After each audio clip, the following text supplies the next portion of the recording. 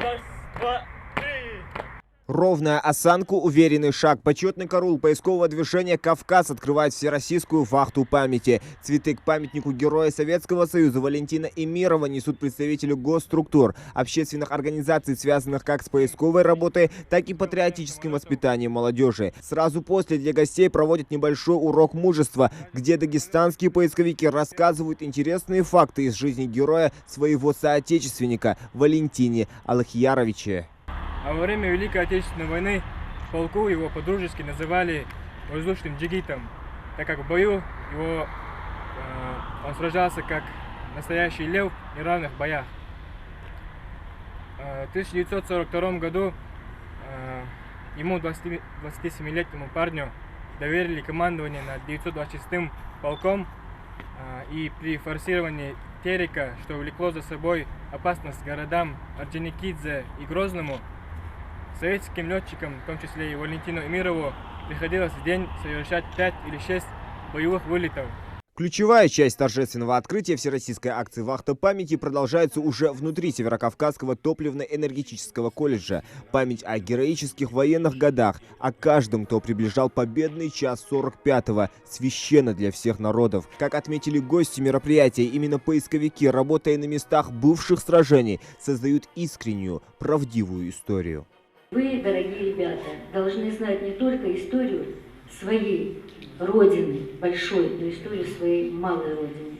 Молгобекская операция, это, я думаю, это большая капля в нашей общей победе. Сегодня мы начали вспоминать реальную историю.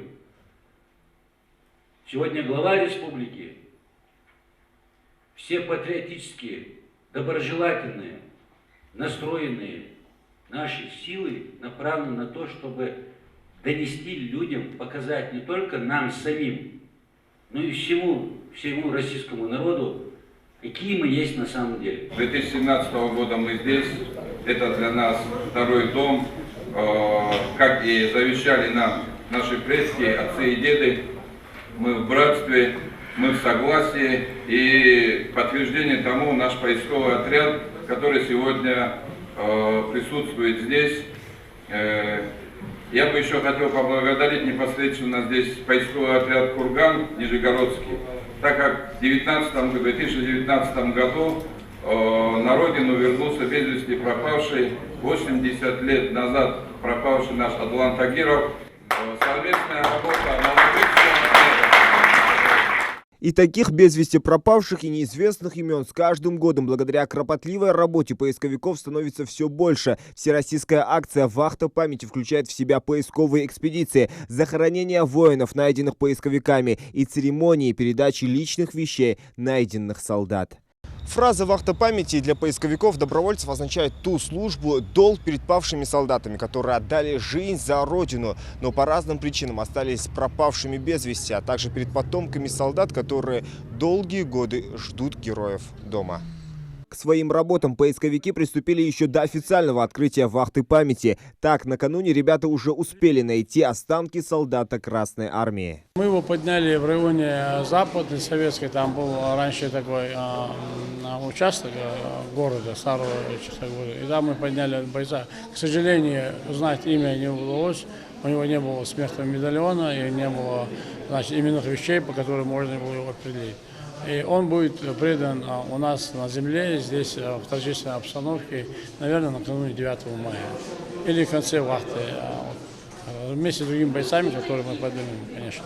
Вахту памяти в Ингушетии открывают уже в 11-й раз. Поисковые отряды Ингушетии, Дагестана и Нижнего Новгорода будут работать в тандеме, чтобы имена героев становились известными. Для приезжих поисковых отрядов, которые в регионе, кстати, уже в 5-й раз, Молгобек, Находка, эти места еще до конца не изучены. Битва за Молгобек, ее иногда называют Моздокско-Молгобекская оборонительная операция, иногда просто Молгобекская. Я считаю, правильней, наверное, Молгобекская оборонительная операция. Она как бы ушла в тень Сталинградской битвы. То есть, когда говорим о боях осени-зимы 42-43 годов, в основном вспоминаем Сталинград. Понятное дело, что Сталинград достаточно важен, но если бы немцы прорвались здесь, вошли в Алханчурскую долину и дошли до Грозного и Баку, еще неизвестно, как бы закончилась война, как бы повернулась.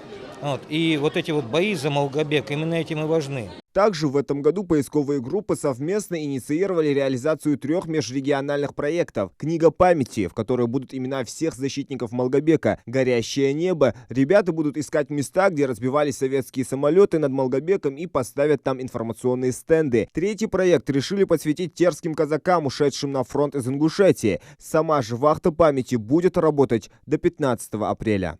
Вахта этим не закроется. Дело в том, что у нас вахта будет продолжаться еще осенью. Поиски будут продолжены, так что можно ожидать, что совсем скоро в списках солдат-освободителей появятся новые имена и детали. Зелимхан Калоев, Магомед Дидигов, Новости 24.